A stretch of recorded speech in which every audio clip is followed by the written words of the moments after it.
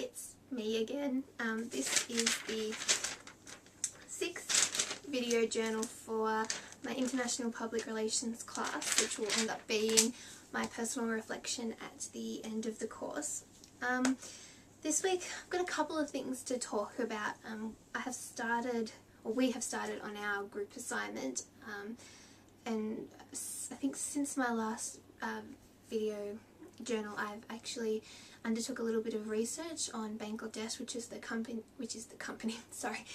country we have chosen to focus on for the for our sort of primary public relations campaign. We've also doing a secondary one which will concentrate within Australia, looking at fundraising, but our primary strategy, I guess, is looking at Bangladesh, and in particular the tiger fur trade, which starts in that country. And I've just sort of started researching the basics, because prior to this I don't really know much about Bangladesh. I had a sort of vague idea of where it was. I knew it was a country, but that was sort of the extent of my knowledge. I even had to sort of get a globe and have a look at exactly where it is and exactly what countries border it and that kind of thing, and learning about their culture. And it's sort of made me realise how much sort of knowledge and research behind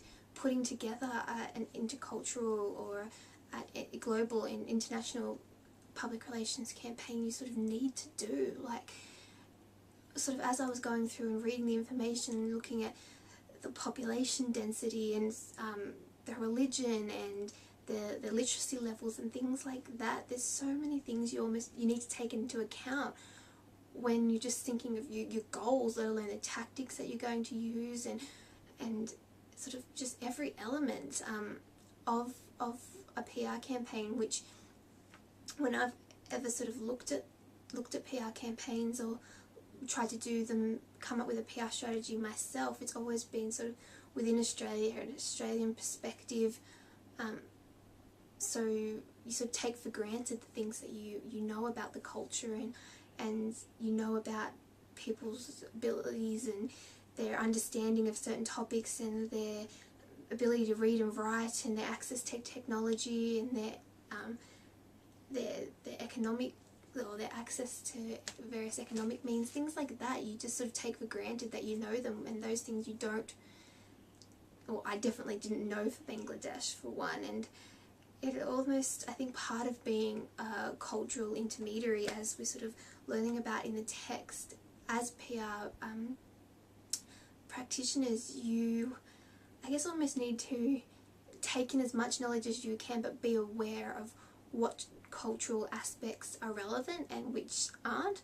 Because I think if I sort of was thinking about it, I'm like, okay, these people are, specifically for Bangladesh, it's highly populated, and for such a small space, they're sort of living in such cramped quarters compared to what we sort of have in Australia, with sort of so few people in comparison or relative to how large the country is and the land area, and trying to think about how that impacts how you take messages and how you see people and how you see the world and how you see corporations, and just little things like that. If I thought of every little aspect and how that would impact on the messages that we're trying to convey, I think I drive myself a little crazy. There's just so much. So I think part of that role is sort of knowing what's important and what's not. So that was something I was kind of thinking about. In class, we were looking at them specifically in the circuit of culture, the moment of production. So this is the one that, for me, when I was reading the text, I kind of got it a little bit confused with representation in a way. I'm not quite sure why. I just remember thinking I wasn't quite sure how they differed, and kind of worked it out a bit in my mind. But with sort of production, my understanding is that it's about what you want to actually achieve, what meaning you want to convey in those tactics that you implement, or the messages that you produce. We looked at in class sort of having objectives, not for the messages and what they sort of, not what you want them to achieve for your publics, but what you sort of want to achieve with the campaign for yourself. And I think that's sort of tied into a little bit of this the internal versus external paradox when we're talking about who exactly are you trying to please. And I think there's a lot of the bad public relations or bad public relations efforts you might see around, even just within Australia, is probably likely, or a lot of it is likely, due to the fact that they're trying to please the client and what they have in their mind, as opposed to trying to relate to the public, so the people that you're trying to talk to. And I think that's probably sort of, in my mind anyway, would be one of the biggest issues within the industry. And it wouldn't be just public relations. I think it's probably the same for marketing and advertising and sort of any of those almost communication based, or things where you have sort of a client agency relationship. There's always going to be that experience where you have this client who decides, okay, this is what I want and these are the objectives that I want you to achieve. And even though that might not be the best for who you're talking to, or for the people who you're trying to communicate with and build those relationships with, in the end you almost have to go with what the client wants, because they're the client and they're who are paying you in the end, and they're employing you, and I guess in a lot of cases they probably have the final say too of what you do. So I think that'd be really hard, and I don't know, I've never really sort of overly thought about where I'd like to actually work in public relations if I did, but I think working in an agency, I think that would definitely be one of the biggest challenges. And to me, I don't know if that's something that I'd necessarily, it almost is one of those factors that would put me off it in a way, having to, yeah, I don't know where I'm going with this, but yeah, I think that's just something that I think is probably very important within the industry, and something that you really need to look at and learn about the best ways to deal with that. We talked about how power differences are important, specifically for the production of messages, and I can see why, because the meaning that you're putting into these messages, into these tactics, and anything that you produce as part of your PR efforts, if you don't take into account those power differences, then you could easily offend someone. You could easily not be taken seriously if you're not sort of within a position of power. Also, if you're too high, if the power distance is too large, then it'd be easy for people to say, okay, well, we don't believe you, we don't trust you. Those 4 elements of relationships, the trust, the mutual satisfaction, the power equality, and is it commitment? Oh crap, I can't believe I've forgotten. Anyway, the 4 that I do know, which it's just escaping me at the moment.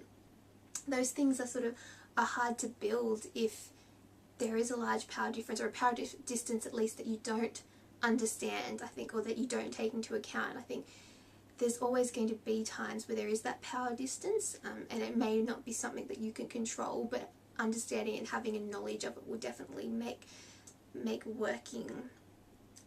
what you do a lot easier.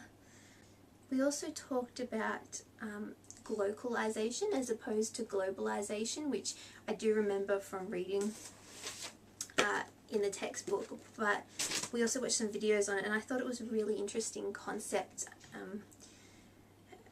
What I think we're talking about, is it necessary? Is the world actually flat? Are we truly localizing? That was sort of some of the questions that I wrote down for myself in my notes. And I think for me,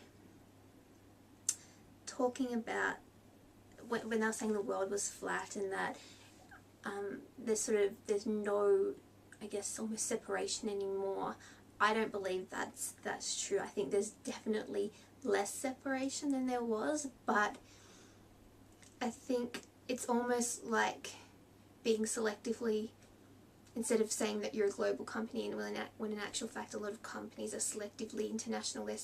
They may be based in America, and then they have offices in Australia and in Europe and in the UK and maybe one in South Africa or something, and they say they're global when in actual fact they're selectively international. I think that's almost the same, because even though technology has broken down a lot of barriers that existed however long ago, there's still plenty of barriers there. There's still millions and millions of people, or probably billions of people in the world that don't have access to that technology, so that automatically sort of takes them out of the fray in a way. So it doesn't mean that the world is flat, because there's still definitely differences there. And I think the idea of localizing is positive, in that yes, we are global and that you are able to talk to people all over the world and build relationships with people all over the world, but at the same time there are still differences. There are still cultural differences that it's important to take account of, and localizing some of your global efforts, I think in the end, is definitely going to produce a better result, rather than having one flat message for everyone, because I definitely don't think that will resonate with everyone, and I don't think that's the way to build relationships with other people, even within my own life, and maybe looking at sort of little subcultures, or the way that just people in my sort of general sphere are different. I know that the way I talk to people at different ages, or that I know through different areas, the way I talk to people at work is different to the way I talk to my friends, is different again to the way that I talk to my family, is different again to the way that I may try and talk to or build relationships with people that I just meet on the street, in shops, in random acquaintances. And I can see there that there's definite differences that I need to take into account. So if I can see that in my general life sphere, then I think if we're talking about on a global basis, then you definitely need to take into account other people's cultural differences, despite the fact that the world is definitely opening up, and there is the concept of globalization, I think, definitely does exist, but that doesn't take away the fact that people still are inherently different. That's pretty much it that I have to talk to you today. I know that some of these are going really long, and I'm probably going to have to edit out a lot of this stuff when it comes to the end, otherwise my personal reflection will be like 3 hours long, which is probably not very interesting.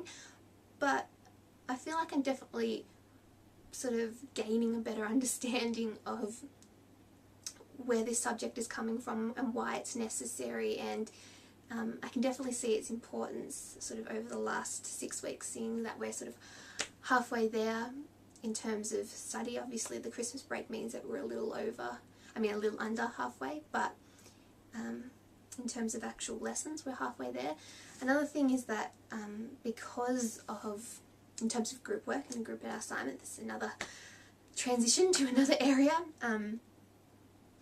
One of our group members has to leave early, so we're looking at presenting at not next class, the class after, which is kind of scary. Hopefully we'll be able to get all the work done, but it definitely means that there's definitely that added pressure. But at the same time, we sort of spoke about it, and we didn't want to sort of split up the group after we'd already started and gotten as far as we'd gotten, even though we'd only done it for a couple of weeks. We sort of come up with the idea and come up with the secondary idea, and it seemed like it would just be almost going backwards for all of us if we were to split up. So hopefully that'll work. I think that's pretty much it. So until next time, bye!